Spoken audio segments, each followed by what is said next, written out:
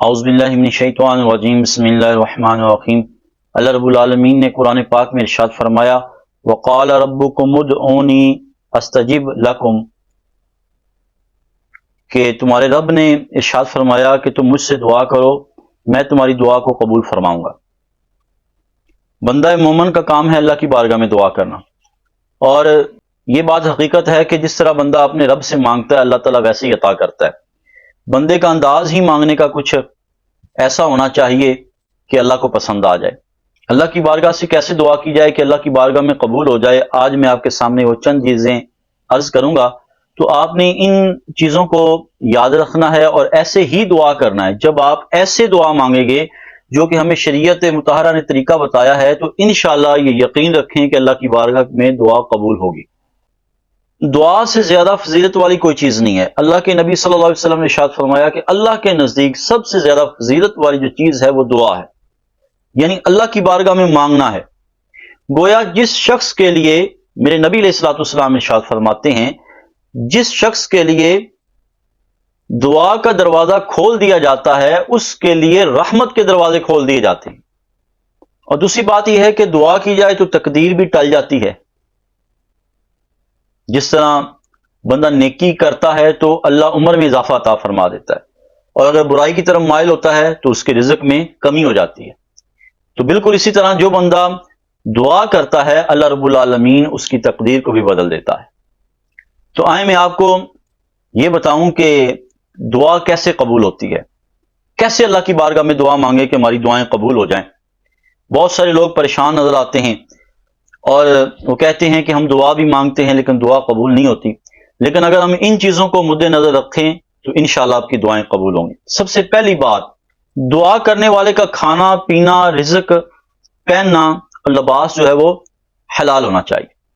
اگر جو بندہ دعا کر رہا ہے اس کا رزق حلال ہے، اس کا کھانا پینا اوڑھنا حلال ہے، تو پھر جب وہ اللہ کی بارگاہ میں دعا کرتا ہے اللہ رب العالمین اس کی دعا کو قبول فرماتا ہے۔ لیکن اگر اس کا رزق حلال نہیں ہے تو کعبے میں بھی چلا جائے، حضور فرماتے ہیں وہاں پہ جا کے وہ بلند ہاتھ کر کے یا ربی کہتا ہے اور کعبے کے سامنے کھڑا ہو کے دعا کرتا ہے، لیکن اللہ اس کی دعا کو قبول نہیں فرماتا۔ اللہ کو اس کا حج قبول نہیں ہوتا، اللہ کو اس کا عمرہ قبول نہیں ہوتا، اس کی دعائیں قبول نہیں ہوتی، بلکہ جس کا رزق حلال نہیں ہوتا دوسروں کی دعاؤں سے بھی اس کا حصہ نکال دیا جاتا ہے، دوسروں کی دعا بھی اس کے حق میں قبول نہیں ہوتی۔ تو پہلی بات یہ ہے کہ رزق حلال ہو۔ جب رزق حلال ہوگا تو انشاءاللہ آپ کی دعا قبول ہوگی۔ دوسری بات یہ ہے کہ جب آپ دعا مانگیں تو دل اور دماغ کو اللہ کی طرف متوجہ کر کے دعا مانگیں۔ اب دل اور دماغ کو اللہ کی طرف متوجہ کیسے کیا جائے؟ بندے کو یقین کامل ہو کہ میں جس رب کی بارگاہ سے مانگ رہا ہوں یہ رب میری دعا کو قبول فرمائے گا اور مجھے عطا فرمائے گا۔ جب بندہ یقین کامل سے مانگتا ہے نا تو اللہ رب العالمین اس کی دعا کو قبول فرماتا ہے۔ رزق حلال ہو اور اللہ کی ذات پہ یقین ہو کہ میری دعا قبول ہوگی تو اس کی دعا قبول ہوتی ہے۔ تیسری بات یہ ہے کہ بے نیازی سے دعا نہ مانگے، دعا اللہ کی بارگاہ میں گڑ گڑا کر مانگے۔ ایسا نہ کہے یا اللہ تو چاہے تو عطا کر، یہ بے نیازی ہے، بلکہ اللہ کی بارگاہ میں یوں عرض کرے مالک تو نے دینا ہے، میں تیری بارگاہ میں آ گیا ہوں، تیری بارگاہ میں ہاتھوں کو پھیلائے ہوئے ہوں، تو مجھے عطا کر۔ تو جب بندہ اس یقین کے ساتھ اللہ کی بارگاہ میں دعا کرتا ہے، عاجزی کے ساتھ گڑ گڑا کر مانگتا ہے، تو اللہ اس بندے کی دعا کو قبول فرماتا ہے۔ اور ایک بات اور بہت ضروری ہے کہ کسی گناہ کو طلب کرنے یا کسی رشتے کو منقطع کرنے، رشتے کو ختم کرنے، رشتہ توڑنے کے بارے میں دعا نہ کرے۔ اگر بندہ دعا کرتا ہے کہ یا اللہ مجھے اس گناہ کا موقع مل جائے، تو ایسی دعا قبول نہیں ہوگی۔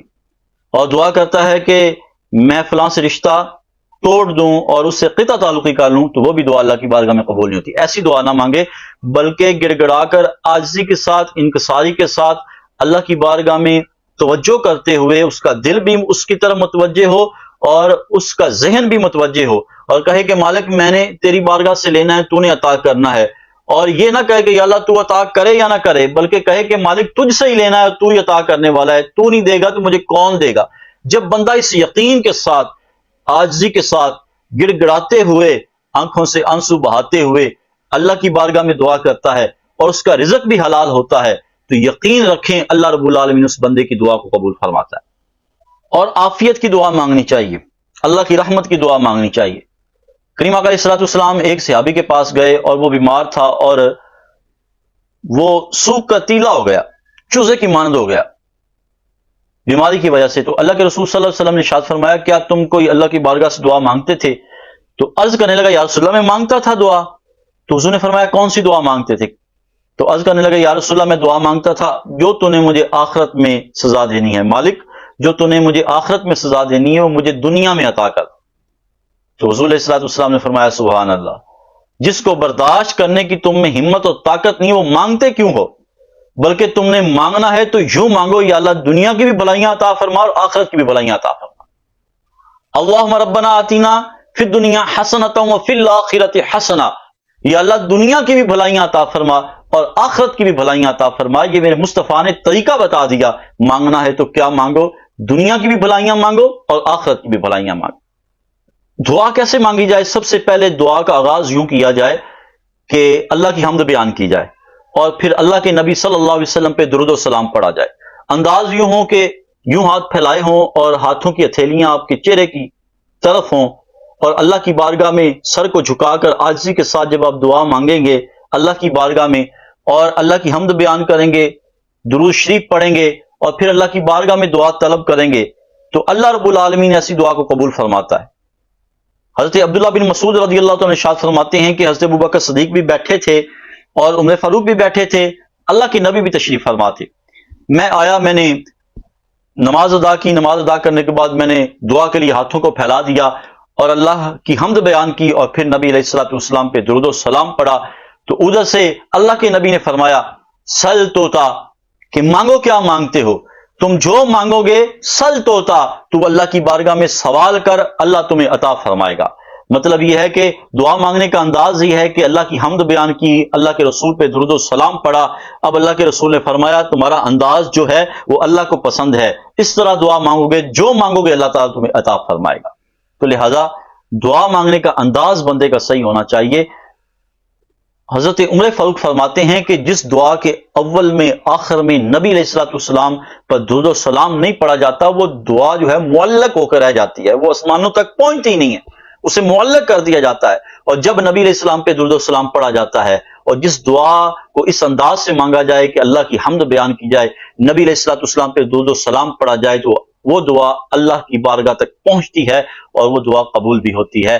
تو اگر ان چیزوں کو اختیار کیا جائے کہ بندے کا رزق بھی حلال ہو، بندہ جو ہے وہ اللہ کی بارگاہ میں دعا مانگے، عاجزی کے ساتھ گڑ گڑا کر رو کر اللہ کی بارگاہ میں دعا مانگے، یقین کامل کے ساتھ مانگے، اور دعا مانگنے کا انداز یہ ہو کہ بندہ اللہ کی حمد بیان کرے اور نبی علیہ الصلوۃ والسلام پہ درود و سلام پڑھے اور ہمیشہ عافیت کی دعا مانگے، دنیا و آخرت کی بھلائیوں کی دعا مانگے، رشتہ قطع تعلق کرنے کی دعا نہ مانگے، نہ ہی جو ہے وہ کسی گناہ کو طلب کرنے کے لیے دعا مانگے۔ جب بندہ اس انداز سے دعا مانگتا ہے، ان شرطوں کو پورا کر کے دعا مانگتا ہے تو اللہ رب العالمین اس کی دعا کو قبول فرماتا ہے۔